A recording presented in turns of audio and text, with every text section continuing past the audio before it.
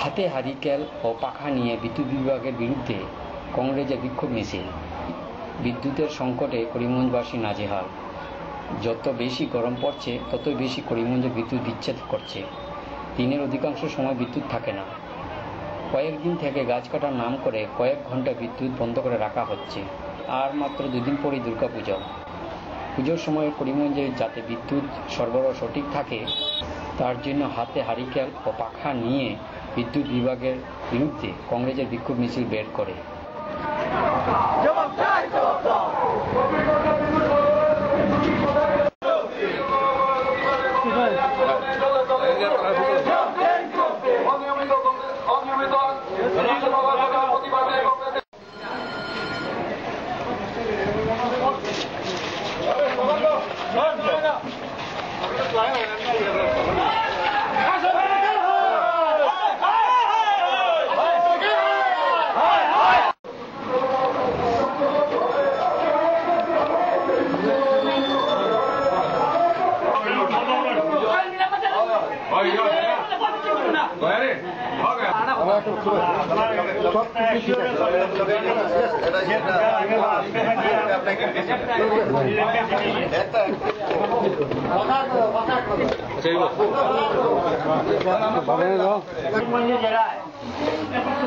বিদ্যুৎ যন্ত্রণায় মানুষ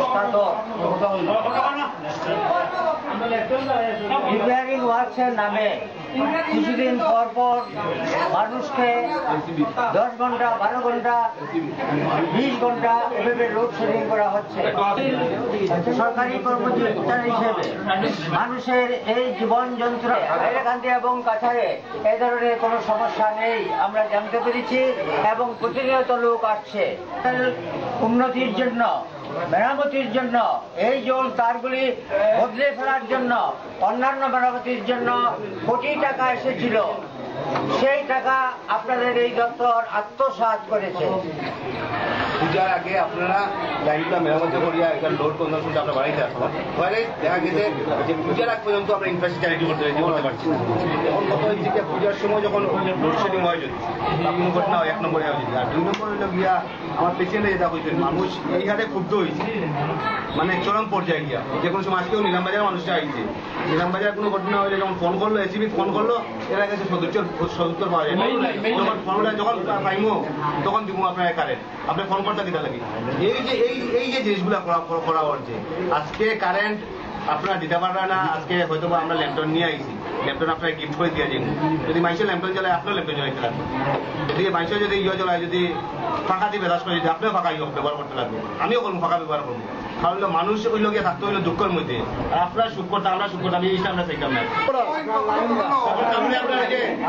যেগুলো আছে মাতিয়ে লাভ নেই, করার পরে আমি বলতাম না, অভিযোগ করতাম না তারা হীনকে কানেকশন তোর পরে 1000 টাকা দেয় কারেন্টের।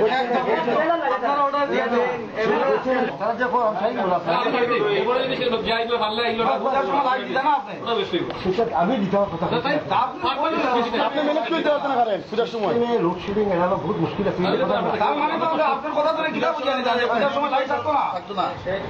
মুখ্যমন্ত্রী মিথ্যা কথা বলছেন।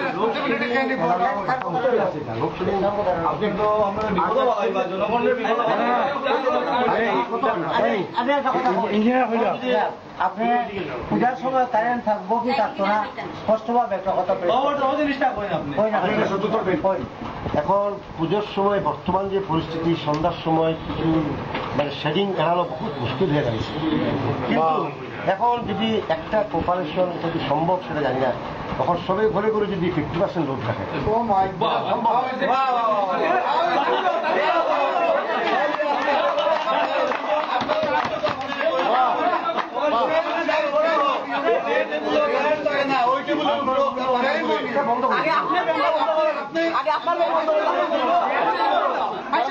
মুখ্যমন্ত্রী মিথ্যা বলছেন আপনি একটা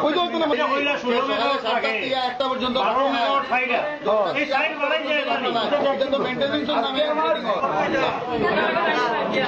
আমরা যে আশা নিয়ে আইস না, আমরা পুরো বিপরীত আশা পাইছি। পূজার সময় যদি এরকম কোনো অ্যাক্সিডেন্ট হয় যদি, তারপরে যদি কোনো কিছু ঘটনা হয় যদি, এবং মানুষ কিন্তু খুবই আচ্ছন্ন এখন, আমি মনে করি এই প্রবলেমটা আপনার মেনটেন্যান্স করছেন, লাগলে আজকে কাল তো মেনটেন্যান্স করলেন, কিন্তু পূজার সময় অন্তত কারেন্টটা স্টেডি রাখুন, তারপরে আস্তে আস্তে হতে পারিও। কিন্তু এই পূজার সময়টা যদি উল্টা পাল্টা হয়ে যায় বিরাট বড় ঘটনা হয়ে যায়।